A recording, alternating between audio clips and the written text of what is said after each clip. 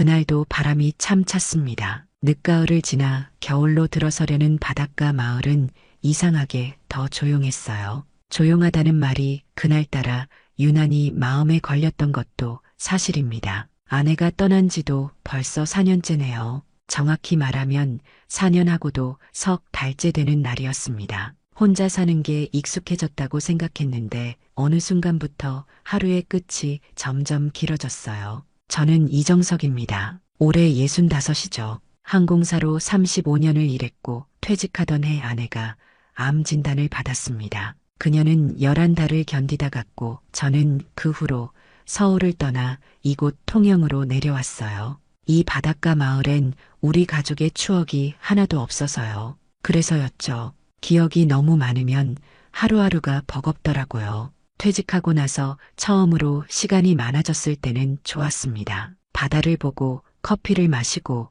무심히 하루를 보내는 것도 나쁘지 않았죠. 그런데 이상하게 요즘은 마음이 자꾸자꾸 뒤로 갑니다. 내가 잘 살아온 건가? 이대로 괜찮은가? 그런 생각이요. 밤마다 잠들기 전에 천장을 바라보며 그런 생각들이 꼬리에 꼬리를 물고 이어지곤 했습니다. 딸아이와도 자주 연락하지는 않습니다. 딸은 서울에서 혼자 아이를 키우고 있어요. 사위와 이혼한 뒤로 혼자 애쓰는 모습이 마음에 걸렸지만 정작 제가 해줄 수 있는 게 별로 없더군요. 연락이 뜸해지면서 그 애가 왜 점점 저와 거리를 두는지도 요즘 들어 어렴풋이 알 것 같기도 합니다. 저도 어릴 적 우리 아버지를 그랬거든요. 가까이 있으면서도 멀게만 느껴지는 그런 관계 말이에요. 아침마다 혼자 끓여 마시는 커피 맛도 점점 쓰게만 느껴졌습니다. 예전엔 아내가 늘 아침 6시 반에 일어나서 저보다 먼저 커피를 내려놓곤 했거든요. 그때는 당연한 줄 알았는데 이제 와서 생각해보니 그 모든 게 얼마나 소중한 일상이었는지 알게 됐습니다. 사람은 참 잃고 나서야 깨닫는 존재인가 봅니다. 그날은 건강검진 상담이 있던 날이었습니다. 겨울이 되면 유독 관절이 욱신거리고 가끔은 밤에 손끝이 저리기도 하거든요. 시내에 새로 생긴 내과에서 상담을 해준다고 해서 별 기대 없이 예약을 했습니다. 오전 11시 예약이었죠. 하늘은 잿빛이었고 마을 어귀엔 낙엽이 무성하게 쌓여 있었습니다. 집에서 나서면서 문득 아내가 생각났어요. 병원 갈 때마다 같이 가자고 했던 그 사람 말이에요. 저는 늘 혼자 가겠다고 했는데 지금 생각해보니 그게 참 서운했을 거예요. 아내는 늘 같이 하고 싶어 했는데 저는 습관처럼 혼자 해결하려고만 했었거든요. 그런 작은 것들이 모여서 커다란 후회가 되는 건지도 모르겠습니다. 버스를 타고 시내로 가는 길, 창밖으로 보이는 풍경들이 참 쓸쓸했습니다. 겨울로 접어드는 바닷가, 마을의 모습이 제 마음과 닮아 있었어요.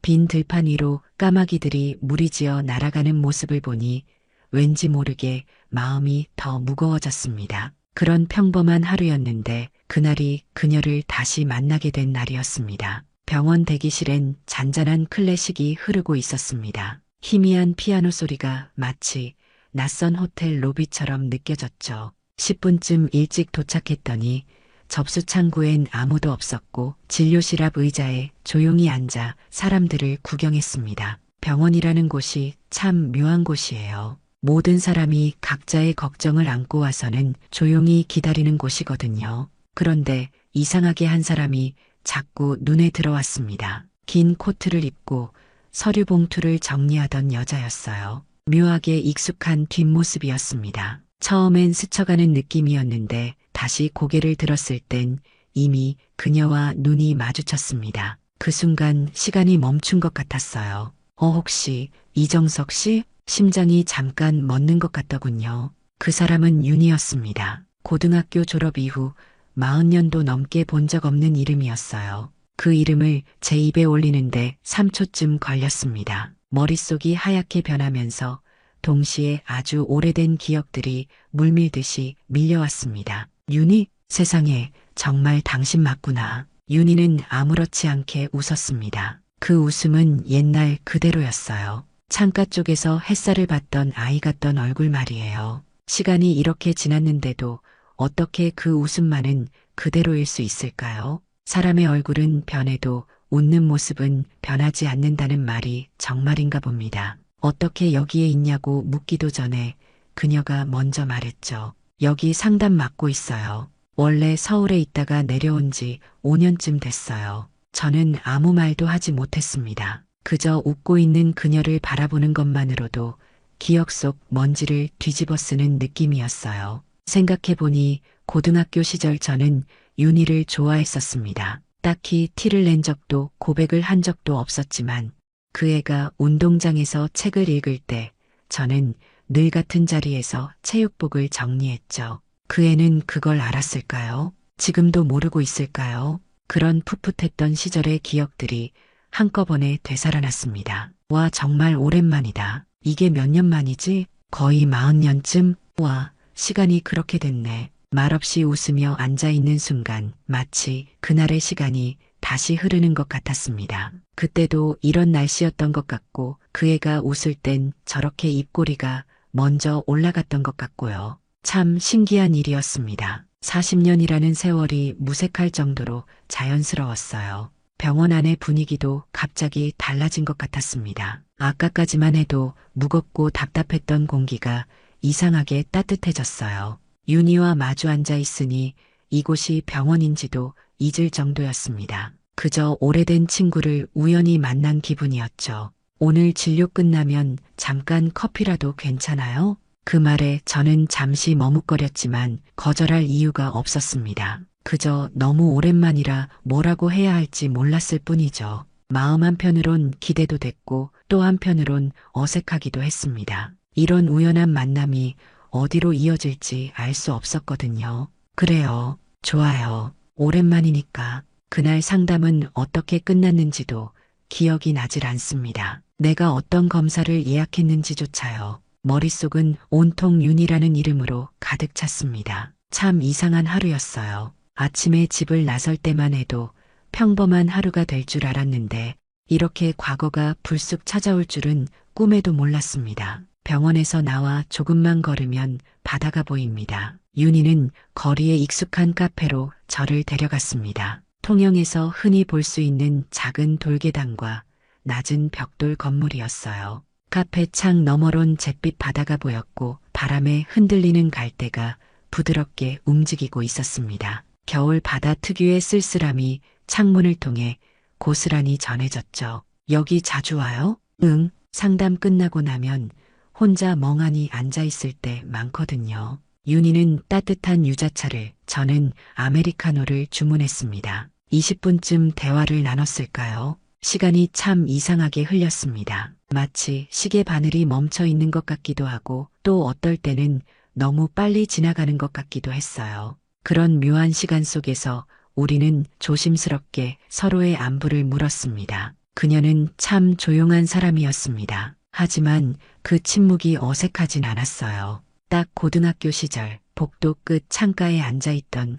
그 아이 같았습니다. 말수는 적었지만 그 존재만으로도 주변을 편안하게 만드는 그런 사람이었죠. 시간이 이렇게 흘렀는데도 그 본질은 변하지 않았더군요. 정말 몰라봤어요. 제가 좀 변했죠? 아니요. 많이 그대로인데요. 말을 하고 나서야 그 말이 얼마나 진심이었는지 알았습니다. 그녀는 참 여전히 따뜻해 보였어요. 변한 것도 많았을 텐데 속에 있는 사람은 그대로인 느낌이랄까요? 얼굴에 세월의 흔적은 있었지만 눈빛만은 예전 그대로였습니다. 맑고 깊은 그 눈빛 말이에요. 요즘은 어떻게 지내세요? 그냥 조용히요. 사람 만나는 거 줄이고 바닷가 산책하고 딸아이랑은 가끔 통화하고요. 제가 그렇게 말하자 윤희는 고개를 끄덕였습니다. 말없이 아주 천천히요. 그 고개 끄덕임 하나에서도 이해와 공감이 느껴졌어요. 설명하지 않아도 알 것 같다는 그런 눈빛이었습니다. 예전엔 많이 바쁘셨잖아요.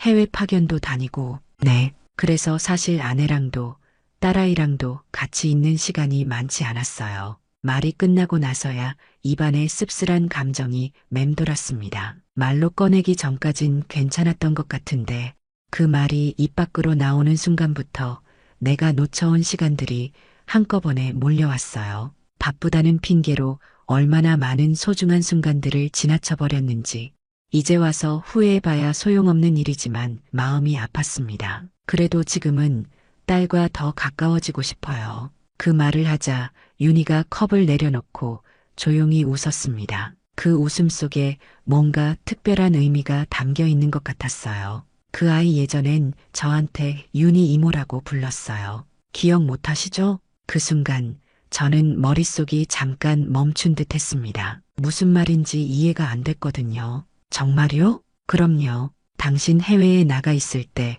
가끔 집에 들렀었어요. 당신 아내랑 저 대학 때부터 친구였거든요. 믿기지 않았습니다. 그녀가 내 아내의 친구였다고요? 어떻게 이런 일이 가능할까요? 세상이 이렇게 좁을 수가 있을까요? 갑자기 모든 게 연결되는 느낌이었어요. 왜 기억이 없을까요? 그때는 당신이 집에 없었잖아요. 외국에 나가 계셨으니까 아내가 많이 외로워했어요. 그 말을 듣는 순간 머릿속이 복잡해졌습니다. 아내의 외로움, 내가 모른 척 해왔던 시간, 그리고 지금 눈앞에 있는 이 사람. 모든 게 뒤엉켜서 정리가 안 됐어요. 아내 곁에 윤희가 있었다니 참 신기한 인연이었습니다. 바닷가를 따라 걷는 길은 오래되어 군데군데 깨진 보도블럭이 그대로 드러나 있었습니다. 윤희는 말없이 걸었고 저도 그 옆에서 똑같이 말없이 발을 맞췄어요. 말이 없어도 어색하진 않았습니다. 그게 참 신기했어요.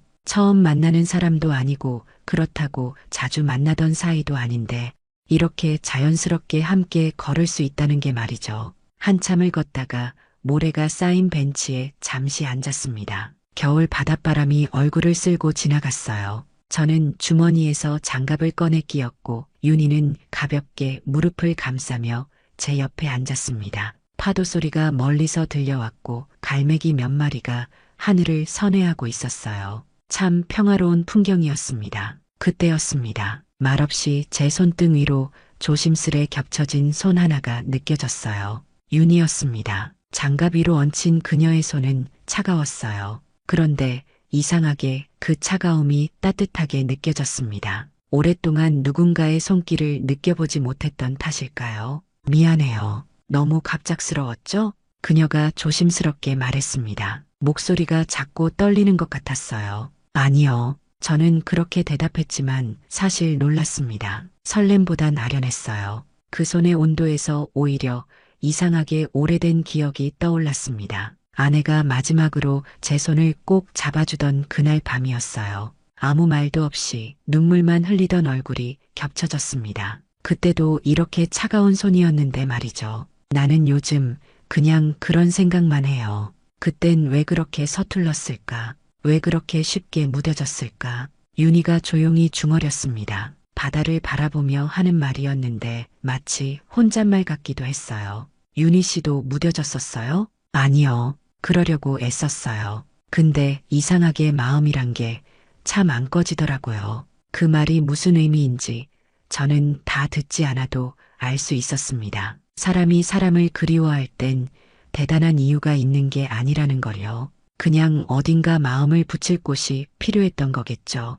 외로움이라는 건 그런 거니까요. 해가 기울어가면서 바다 위로 노을이 번지기 시작했습니다. 주황빛과 붉은빛이 섞인 하늘이 물에 비쳐서 온 세상이 따뜻한 색으로 물들었어요. 그 아름다운 풍경을 보면서 문득 아내와 함께 본 마지막 노을이 생각났습니다. 병원 창문을 통해 본 그 노을은 이렇게 아름답지 못했는데 말이죠. 정석 씨, 혹시 외로우세요? 윤희의 갑작스러운 질문에 저는 한참 생각했습니다. 외롭냐는 질문에 어떻게 답해야 할까요? 외롭다고 하면 너무 솔직한 것 같고 외롭지 않다고 하면 거짓말 같고요. 글쎄요. 외롭다기보다는 그냥 조용해요. 조용한 것과 외로운 건 다른 거죠? 그런 것 같기도 하고 아닌 것 같기도 하고 우리는 웃었습니다. 별것 아닌 대화였는데도 마음이 한결 가벼워졌어요. 그녀와 이야기하고 있으면 무겁던 마음이 조금씩 풀어지는 느낌이었습니다. 그날 저녁 집으로 돌아가는 길은 바람이 더 차가워졌습니다. 하지만 마음은 이상하게 따뜻했어요. 카페 유리창에 비친 제 얼굴이 오래간만에 조금 밝아 보였습니다. 집에 들어서서 혼자 저녁을 먹으면서도 계속 윤희 생각이 났어요. 그녀의 조용한 웃음, 차가웠던 손, 그리고 함께 본 노을까지. 며칠 후였습니다. 통영 구도심 골목에 새로 생긴 작은 분식집에 윤희와 점심 약속이 있던 날이었어요. 겨울답지 않게 볕이 좋았습니다. 아침부터 마음이 이상하게 설렜어요. 오랜만에 누군가와 약속이 있다는 것만으로도 하루가 다르게 느껴졌거든요. 우리는 칼국수를 앞에 두고 이런저런 이야기를 나누고 있었습니다. 윤희는 요즘 들어 좀 더 자주 웃었어요. 그 웃음은 참 조용했고 오래된 음악처럼 느릿했습니다. 저도 모르게 그 웃음에 맞춰 제 마음도 편안해졌어요. 이 동네는 정말 조용하네요. 그래서 좋아요. 서울에서는 느낄 수 없는 여유가 있어요. 맞아요. 처음엔 답답했는데 이제는 이런 게 좋더라고요. 소소한 대화였지만 마음이 통하는 느낌이었습니다. 같은 공간에서 비슷한 시간을 보내며 살아온 사람들만이 나눌 수 있는 그런 이야기들이요. 그때였습니다. 아빠, 익숙한 목소리가 들렸어요. 돌아보니 제 딸 은수가 그 자리에 서 있었습니다. 세상에 이럴 수가 있을까요? 은수는 서울에 있어야 할 텐데 왜 갑자기 통영에 있는 거죠? 그 순간 시간도 대화도 멈춰버렸습니다. 딸은 제 얼굴도 보지 않고 윤희를 먼저 바라봤어요. 그 눈빛이 예사롭지 않았습니다. 윤희 이모, 은수야. 윤희는 당황한 얼굴로 일어섰습니다. 저도 어리둥절해서 자리에서 일어났어요. 여기서 아빠랑 왜 같이 있어요? 은수의 목소리는 차가웠습니다. 목소리는 낮았지만 분명 화가 나 있었어요. 딸의 그런 모습을 본 건 정말 오랜만이었습니다. 어릴 때 제가 약속을 어겼을 때 보이던 그런 표정이었어요. 저는 뭐라고 설명해야 할지 몰랐습니다. 우연히 만났다고 해야 할까요? 아니면 요즘 자주 만나고 있다고 솔직하게 말해야 할까요? 머릿속이 복잡했어요. 은수야, 아빠가 설명할게. 설명은 나중에 하세요. 윤희 이모, 잠깐 나와주세요. 딸은 윤희의 손을 잡고 분식집 밖으로 나갔습니다. 저는 그 자리에 혼자 남겨졌어요. 칼국수는 식어가고 있었고 주변 사람들이 힐끗힐끗 쳐다보고 있었습니다. 참 민망한 상황이었어요. 10분쯤 지나서 윤희가 혼자 들어왔습니다. 표정이 굳어 있었어요. 은수가 뭐라고 했어요? 괜찮아요. 그의 말이 틀린 건 아니에요. 윤희는 자리에 앉으며 고개를 저었습니다. 뭔가 단단히 마음을 먹은 표정이었어요. 저희 잠시 거리를 두는 게 좋을 것 같아요. 그 말을 듣는 순간 가슴이 철렁 내려앉았습니다. 막 시작된 것 같았는데 벌써 끝이라는 건가요? 왜요? 우리가 뭘 잘못했다고요? 잘못한 게 아니라 시기가 좀 이른 것 같아요. 은수가 아직 준비가 안 됐어요. 그날 이후 딸과 연락이 끊겼습니다. 전화를 해도 받지 않았고 메시지를 보내도 답이 없었어요. 윤희도 자책했습니다. 내가 자리를 피했어야 했어요. 아니요. 그럴 일이 아니었어요. 저는 그렇게 말했지만 마음 한구석이 시렸습니다. 며칠간 윤희와 거리를 두었습니다. 그녀는 조심스럽게 연락을 끊었고 저도 괜히 부담을 줄까 두려워 일부러 피했어요. 그런데 이상하게 마음이 텅 빈 것 같았습니다. 겨울 바다는 점점 더 차가워졌고 제 방 창밖엔 바람이 유리창을 긁는 소리가 들렸어요. 밤마다 생각했습니다. 윤희와 걷던 바닷길, 그녀의 조용한 웃음, 그리고 아내가 그립다고 말했던 그날의 마지막 표정까지요. 모든 게 뒤섞여서 정리가 안 됐어요. 내가 지금 뭘 하고 있는 건지, 이게 맞는 건지 알 수가 없었습니다. 혼자 있는 시간이 길어지니까 자꾸 이상한 생각이 들었어요. 나는 이 삶에서 아직도 도망치고 있는 건 아닐까? 아내가 떠난 빈자리를 직시하는 대신 윤희라는 따뜻한 그림자 뒤에 숨으려 했던 건 아닐까? 그런 생각들이 꼬리에 꼬리를 물고 이어졌습니다. 아침에 일어나서 커피를 마실 때도, 저녁에 혼자 밥을 먹을 때도, 산책을 나갈 때도 계속 그 생각뿐이었어요. 윤희 없는 하루가 이렇게 길고 무료할 줄은 몰랐습니다. 불과 며칠 전까지만 해도 혼자 지내는 게 자연스러웠는데 이제는 뭔가 빠진 것 같은 느낌이 들었어요. 딸 은수에 대한 생각도 복잡했습니다. 그 아이가 왜 그렇게 화를 냈을까요? 단순히 아버지가 다른 여자와 만나는 게 싫었던 걸까요? 아니면 다른 이유가 있었던 걸까요? 아내를 배신하는 것 같아서 그랬던 걸까요? 은수는 아내를 많이 닮았습니다. 특히 화가 났을 때의 표정이 그랬어요. 입술을 꽉 다물고 눈빛이 차가워지는 그런 모습이요. 아내도 제가 잘못했을 때 그런 표정을 지었거든요. 말로 표현하지 않아도 마음속 생각이 다 보이는 그런 얼굴이었어요. 어쩌면 은수가 맞는 말을 했는지도 모르겠습니다. 아직은 때가 아니라고 좀 더 기다려야 한다고 말이에요. 아내가 떠난 지 겨우 4년밖에 안 됐는데 벌써 다른 사람과 가까워진다는 게 딸 입장에서는 받아들이기 어려웠을 거예요. 하지만 한편으로는 서운했습니다. 아버지도 사람인데 외롭고 쓸쓸할 수 있는 거 아닌가요? 평생 혼자 살라는 건 너무 가혹한 일 같았어요. 아내도 살아있었다면 저에게 혼자 외롭게 살지 말라고 했을 텐데요. 며칠째 이런 고민을 반복하다가 문득 깨달았습니다. 내가 진짜 원하는 게 뭔지 모르겠다는 걸요. 윤희와 있을 때는 편안하고 좋았지만 그게 사랑인지 우정인지 아니면 단순한 외로움 달래기인지 확신이 서지 않았어요. 저녁마다 바닷가에 나가서 혼자 걸었습니다. 윤희와 함께 걸었던 그 길을 혼자 걸으니 더 쓸쓸했어요. 벤치에 앉아서 노을을 봤지만 예전 같지 않았습니다. 혼자 보는 노을은 아름답긴 했지만 어딘가 허전했어요. 그러던 어느 날 밤 문득 아내가 했던 말이 생각났습니다. 당신은 너무 혼자 해결하려고 해요. 가끔은 다른 사람한테 기대도 되는 거예요. 그때는 무슨 말인지 잘 몰랐는데 이제야 조금 이해가 되는 것 같았어요. 며칠 뒤 은수에게서 문자가 왔습니다. 단 한 줄이었어요. 이번 주말 시간 돼요?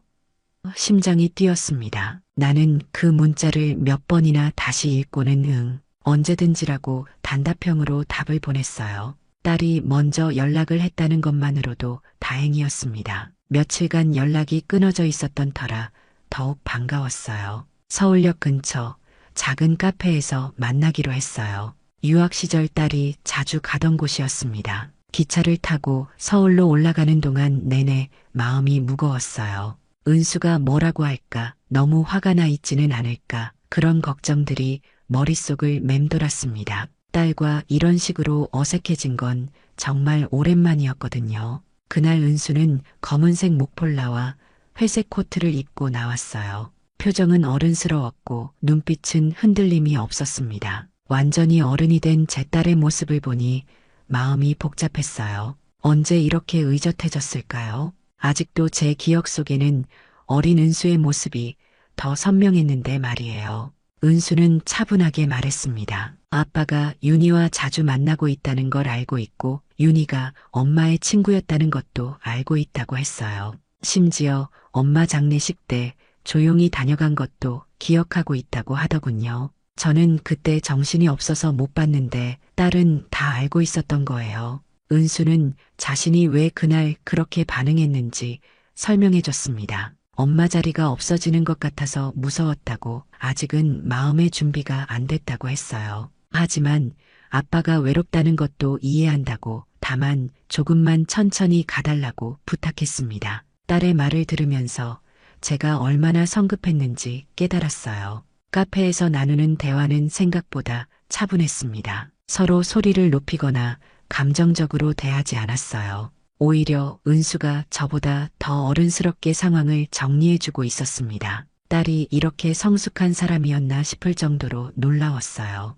제가 부재했던 시간 동안 혼자 많은 걸 겪으며 자란 게 느껴졌습니다. 은수는 엄마 이야기도 꺼냈습니다. 자신도 엄마가 보고 싶지만 엄마가 아빠 혼자 외롭게 사는 걸 원하지는 않을 거라고 했어요. 윤희가 나쁜 사람이 아니라는 것도 알고 있고 아빠와 있을 때 표정이 편해 보인다는 것도 느꼈다고 하더군요. 딸의 그런 말들을 들으니 마음이 한결 가벼워졌어요. 대화를 나누면서 제가 얼마나 딸의 마음을 헤아리지 못했는지 반성하게 됐습니다. 저는 제 외로움에만 집중하느라 딸이 어떤 마음일지 생각해보지 못했어요. 은수 입장에서는 아직 엄마를 잃은 슬픔이 완전히 아물지 않았을 텐데 갑자기 아빠가 다른 여자와 가까워지는 모습을 보면 당황스러웠을 거예요. 은수는 시간이 필요하다고 했습니다. 정확히 얼마나 걸릴지는 모르겠지만 조금씩 마음의 준비를 해보겠다고 했어요.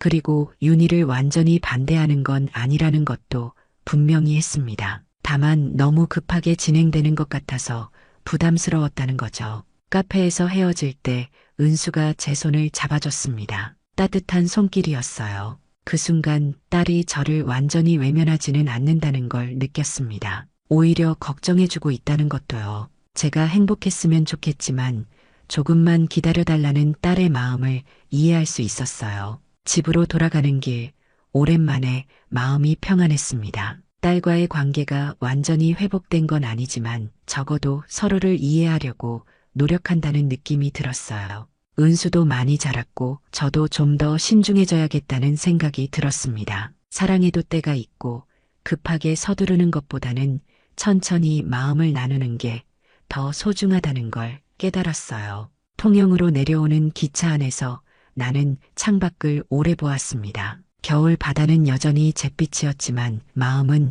이상하게 따뜻했어요. 딸이 내 손을 다시 잡아줬다는 것, 그리고 그 따뜻함을 윤희에게도 나눌 수 있다는 것이 감사했습니다. 모든 게 제자리를 찾아가는 느낌이었어요. 기차 창밖으로 지나가는 풍경들을 보면서 많은 생각이 들었습니다. 지난 며칠간의 일들이 주마등처럼 스쳐갔어요. 윤희와의 첫 만남, 따뜻했던 시간들, 딸의 당황스러운 반응, 그리고 오늘의 진솔한 대화까지 모든 게 필요한 과정이었던 것 같았습니다. 서울역에서 통영으로 가는 기차 안에는 다양한 사람들이 타고 있었어요. 젊은 연인들, 가족 단위 승객들, 그리고 저처럼 혼자 여행하는 중년들까지 각자 다른 목적지로 가지만 모두가 누군가를 그리워하거나 만나러 가는 길이라는 생각이 들었습니다. 통영에 도착한 저녁, 나는 윤희가 일하는 병원 근처 벤치에 앉아 기다렸습니다. 며칠 만에 보는 그 벤치는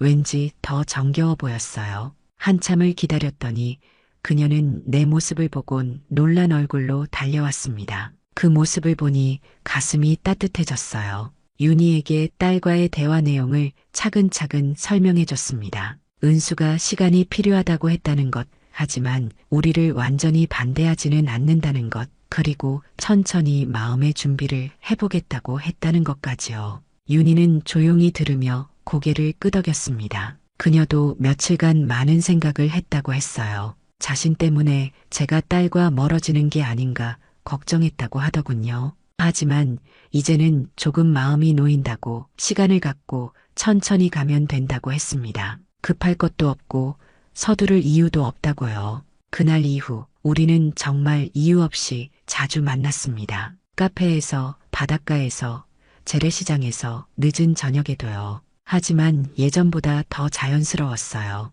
부담 없이 편안하게 시간을 보낼 수 있었습니다. 나는 어느 순간부터 하루를 설명할 사람이 생겼다는 것이 얼마나 큰 위로였는지를 알게 됐어요. 윤희와 함께 보내는 시간들은 소소하지만 의미 있었습니다. 함께 시장에서 장을 보고 바닷가를 산책하고 카페에서 차를 마시며 이런저런 이야기를 나누는 것들이요. 특별한 일이 없어도 함께 있다는 것만으로 하루가 충만했습니다. 딸은 가끔 전화를 했고 목소리가 많이 밝아졌다고 했어요. 저도 그걸 느낄 수 있었습니다. 혼자 살 때는 하루 종일 말을 안 하는 날도 많았는데 이제는 윤희와 나누는 소소한 대화들이 하루를 채워주고 있었거든요. 사랑은 어떤 이름으로든 다시 돌아오기도 합니다. 처음처럼, 아니 처음보다 더 조용하게요. 깊고 단단하게 말이에요. 젊었을 때의 사랑과는 달랐습니다. 급하지도 않고 불안하지도 않았어요.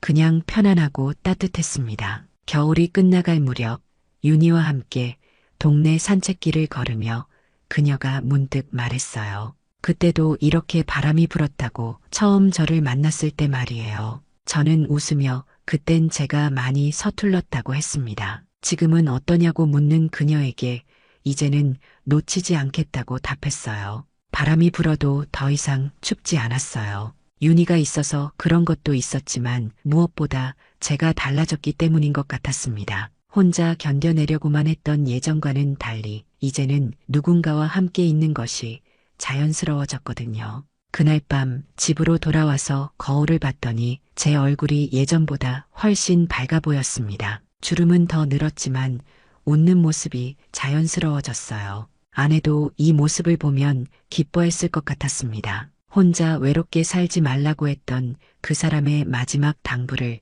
이제야 지킬 수 있게 된 것 같아서요. 사랑에는 나이가 없다는 말이 정말이었습니다. 예순을 넘어서도 가슴이 뛸 수 있고 누군가를 기다릴 수 있고 함께 걸을 수 있다는 것. 그것만으로도 충분히 아름다운 일이었어요. 황혼 사랑방은 앞으로도 우리 이웃들의 따뜻한 이야기를 계속해서 전해드리려고 합니다. 서로의 마음을 나누며 위로가 되는 공간이 되었으면 좋겠습니다. 여러분의 관심과 사랑이 더 많은 분들의 이야기를 나눌 수 있는 힘이 된답니다. 좋아요와 구독, 그리고 여러분의 소중한 이야기를 댓글로 남겨주세요. 내일도 따뜻한 사연으로 찾아뵙겠습니다. 함께 해주셔서 감사합니다. 오늘도 행복한 하루 보내세요.